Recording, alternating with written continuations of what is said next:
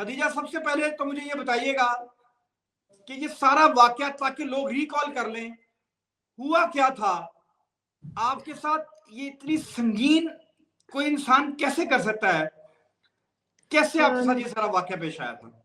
जी, बिल्कुल, मैं ये बताना चाहूँगी कि अना शेख जो हैं वो मेरी दोस्त थी, मेरी फ्रेंड थी और क्योंकि वो मेरी जूनियर भी थीं और हमारे कुछ सोशल सर्कल्स के थ्रू भी फ्रेंडशिप्स थी। तो उन्होंने जो है उनके फ़ादर मुझे प्रपोज़ल भेजते हैं और बार-बार मुझे फ़ोर्स करते हैं, ब्लैकमेल करना शुरू कर देते हैं शादी करने के लिए और मैंने इसी की कंप्लेन बार-बार अना शेख को की और उस बातों को लेके हमारे कुछ हीटेड अप आर्ग्यूमेंट्स हुए और उन आर्ग्यूमेंट्स की वजह से अना शेख ने अपने फ़ादर को और अपनी पूरी फ़ैमिली को इन्वॉल्व किया और उन्होंने फिर ये सब कुछ मेरे साथ किया ताकि वो मुझे सबक सिखा सकें कि अना शेख के साथ कोई आर्ग्यूमेंट नहीं कर सकता। बेटा, ये बताइएगा, जिस वक्त आपके साथ ये सारा वाकया पेश आया, एक पीछे खातून की आवाज भी आ रही थी। वो खातून कौन थी?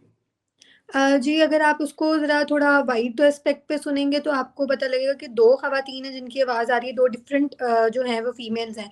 उनमें एक फीमेल अना शेख इटसेल्फ हैं और एक जो ख़ातून वहाँ पे जो ज़्यादा आगे बोल रही थी, महा फ़ातिमा जिनका ग़ालिबन नाम है और वो जो थी वो ना तो शेख दानिश की सेक्रेटरी हैं और ना ही उनकी अहलिया हैं।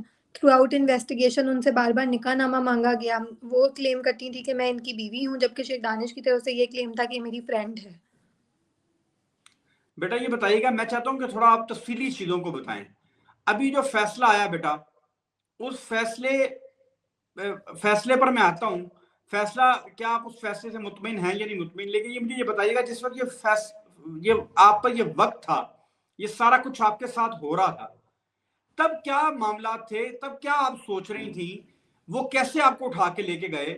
वहां आपको क्या कहने के लिए मजबूर किया जा रहा था? पूरा वाकया मुझे तफसीली था, ताकि नाज़रीन को पता चले कि आपने किस जुल्म का सामना किया।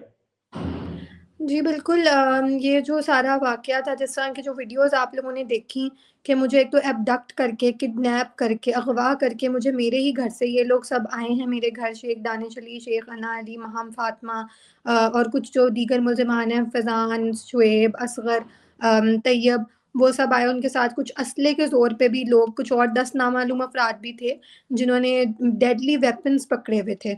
और वो हमारे घर में ट्रेसपास किए हैं, उसके बाद उन्होंने हमें एबडक्ट किया है, आते साथ ही पहले हमें ज़दोकोप कर लिया और फिर हमें लेके गए हैं अपने घर, वहाँ से किडनैप करके अपने घर ले गए हैं। अपने घर ले जाके इन्होंने वहाँ पे हम मेरे साथ तशद्दुद किया और मुझे बार-बार कहते रहे कि अना से माफ़ी माँगो, उसे सॉरी कहो।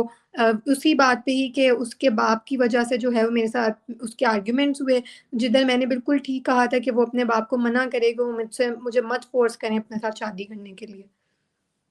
बेटा, जो बाद में रिपोर्ट हुआ, जो आपने बताया भी, उसमें आप बताया कि बकायदा तौर पर आपके बाल काटे गए, आपकी भवें काटी गई। बेटा, ये जुल्म किसने किया आप पर? ये तफसीलात भी बताएं।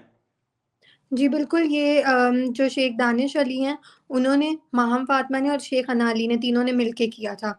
शेख दानिश अली के कहने पे पहले माहम फ़ातिमा और अना अली ने कैंचियाँ लीं और उन्होंने मेरे बाल काटना शुरू कर दिए और उसके बाद माहम फ़ातिमा ने जो है वो रेज़र मशीन से जो है मेरी यही वाली आईब्रोज़ जो हैं लेफ़्ट वाली राइट वाली, ये उन्होंने सॉरी लेफ़्ट, तो उन्होंने मेरी जो है वो ख़त्म की। फिर उसके बाद जो है रेज़ ऑफ कर दी।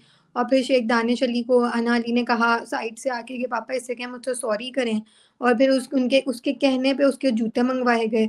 वो ही अपने जूते लेकर आई थी, अपने पसंद के 3 जूते वो लेकर आई और वो उसने सामने रखे।